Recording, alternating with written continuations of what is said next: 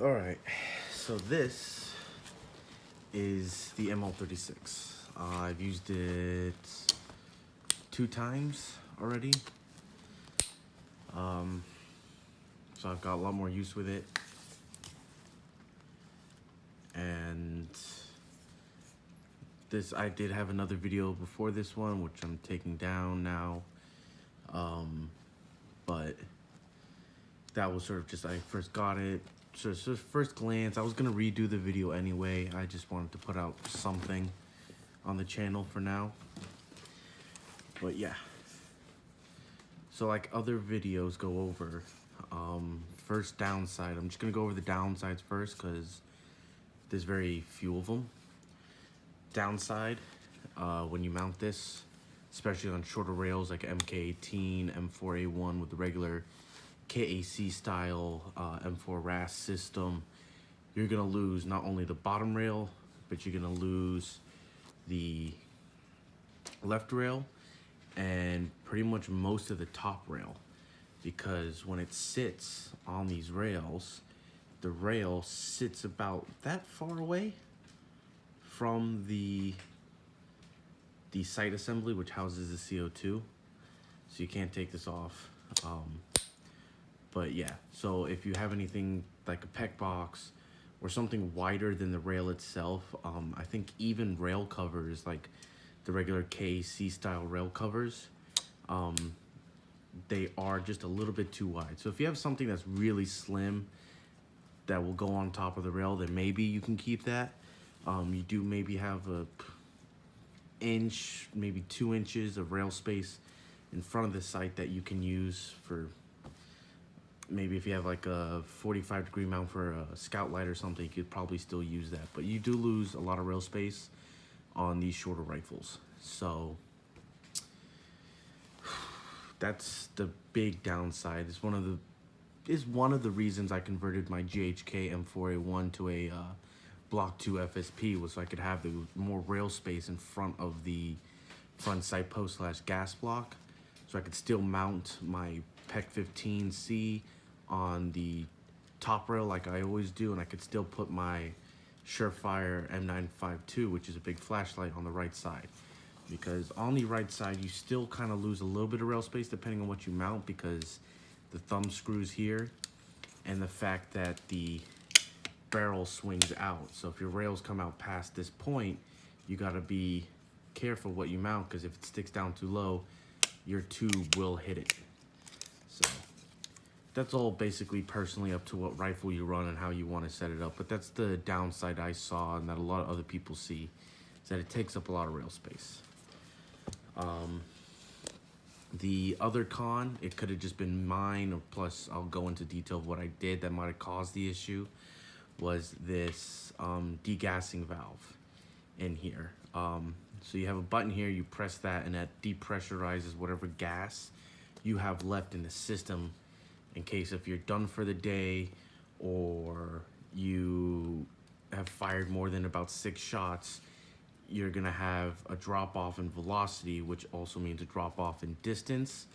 So usually after about 6-7 rounds, maybe 8, I will then depressurize the rest of the gas, so I can put a fresh CO2 in, which means I'm back into play and I have the same consistent shots as I usually do. Because after about 7 shots, your like 130 distance sight sort of moves down up to 150. So if you, like, let's say you're firing at a target and it's your 8th shot of the day or 8th shot of the CO2 canister, if you want to aim for 100, you usually have to aim maybe about here or even 130, depending obviously on how cold it was. But yeah, I was seeing a significant drop off after about 7 shots. So what you do is you just press this until the gas is released. That way you can then open the front end, take out the CO2, put in a new one, and charge it. But because I was very impatient, I decided to fire 1 round in my house, non-explosive one, just a regular dummy round. I had it for about a week. I was just really itching. My friend was over, and I was like, oh man, I just want to shoot one round off, just to see how it fires. But I had only shot one round, and that way I had to degas the whole CO2, and degassing the rest of the CO2 only after one shot was a lot of CO2, and I think it just messed up the fill valve. Probably was that. I'm not going to blame it on manufacturer, because obviously I knew going into that I was going to be releasing a lot of CO2. I did try to do it very slowly, but still got way too cold and probably really dried out that O-ring. So then when I did go to the field to play and I put in CO2, I put in one CO2 was fine, and then when I put in the second CO2, it really just, it kept leaking from here. I oiled it as much as I could through the CO2 port here, and in here I just dropped down a bunch of just silicone oil in there, and it intermittently liked to work, but it got to the point at towards the middle of the day at the field that I was like, holy shit, this would not stop leaking no matter how much silicone oil I put. So what I had to do at the field, and I've never taken this apart, I've never even looked at a video, just me being me, just went straight into it, punched out this pin here. Once you punched out that pin, this little button comes out, and all that is just a button. There's nothing else. This silver part here is not even a valve of its own. It's just a little button that actually presses on a fill valve.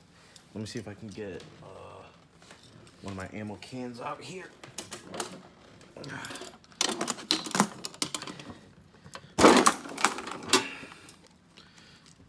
See if I can get it out.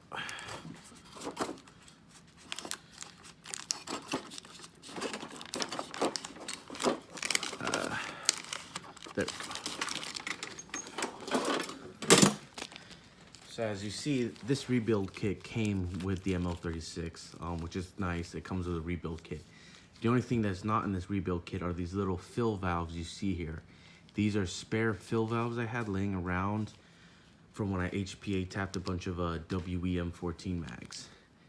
And this is the, well, not the same exact valve, but the same exact thread pitch and type to go into here, because pretty much underneath this silver button, it's a silver button with a little needle point which pushes on the end of the valve to cause it to slowly release CO2. So when I took that off and I looked inside and I saw that valve, I was like, oh, I might be lucky. Hopefully they didn't use some weird fill valve or some really special type of fill valve. So when I unscrewed it out, I looked at it, I tried to clean it, oil it, put it back in, threw in a CO2 to see if it would do anything, and it still leaked. So what I ended up doing was taking one of my magazines, my Glock magazines, which are WE Glock magazines. I took out the fill valve, and then I put the fill valve, and it threaded in, and I was like, okay, that fits. Tightened it down, put in another CO2, and this was a little bit scared, because, you know, this is CO2. These fill valves are usually rated just for green gas, or only used with green gas mags that I know of. So I was like, huh, if I pierce this CO2, will this green gas valve hold up to the pressure of CO2? Flipped out the sight, pulled it back to pierce the CO2, and it held. And it's been holding up ever since. So if you've had an issue with a leaky depressurizing valve on your ML-36, it takes WE fill valves, which I think are also KJW spec. So that was a very good relief, because if it wasn't for that, I would have been able to use my ML-36 for the rest of that day, and probably not for the last weekend I played. So, but yeah, it's been holding up. I could probably do a rough count. Let's see, I have 9 rounds left, and I've bought about 50 total. So I've fired 41 rounds in the past 2 weeks out of this thing, because I hate my wallet. Also, they're just really fun. So yeah, 41 rounds out of this, not including some dummy rounds and chalk rounds that I fired just to sight this thing in, or just to test it out and have some fun with. But yeah, moving on, sights. Out the box, I didn't have to do any windage adjustment to this. It was pretty spot on, even out to about 130 when I laser range find some of the targets I was shooting at. Pretty much straight dead on. It was at 130 meters, aiming at maybe let's say the rough size of a small sedan car. I was pretty much hitting within that maybe 6-foot window at 130 meters. And, you know, I wasn't really slowly taking really surefire, accurate shots. Like, I'm aiming to get that round into the window. This was more of still just sort of a semi-area effect weapon. So I would put the 130 and the dot together on top of the general area, which was probably, let's say, the size of like a 2 doors, you know, 2 doorway system. Just once it landed over that, pulled the trigger, and it was going where I pointed. But that's only really, like I said, within those good, fresh 6 shots of that CO2 cartridge. After that, you start losing a lot of velocity, and the range really plummets. You know, 7th and 8th round, you're losing maybe about 10-15 meters, and then after that, you're really losing a lot of range and power. Like, I remember I didn't have enough CO2, and I didn't want to waste the CO2 I left because I still had rounds on me during a match, and I launched one Fate round, which is the impact / 4.5 second fuse one, at these hard plastic barriers that they have at my field, and it hit the barrier which I was aiming at. But like I said, that target probably was about 75 meters away, but I was aiming like above the 100-meter sight just to hit it, and I hit it, but it was such a low velocity that I didn't actually set off the impact primer of the round. It just sort of hit you can hear it. I have a video. You can hear it hit. It makes a thunk. It hits the plastic / metal barrier, and it just doesn't go off because the velocity is so low. So like I said, after 6 shots or 7 shots, I tend to depressurize it and then put in a fresh one, because there's really no reason not to replenish your CO2. I mean, unless if you like taking inaccurate / low power shots, which then you're kind of wasting a $10 round, and CO2's at most $1 per round usually, so, or not per round, but per cartridge. But yeah, so really good design. I wasn't babying this really. I wasn't being rough with it, but I wasn't babying it, and the finish is still holding up. There's some light scratches, but nothing bare metal really. But yeah, it's solid. Really love it. Very accurate.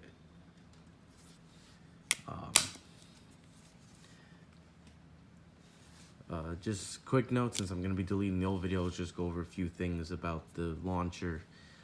It is based off of a real launcher, a real 40mm grenade launcher called the ML-40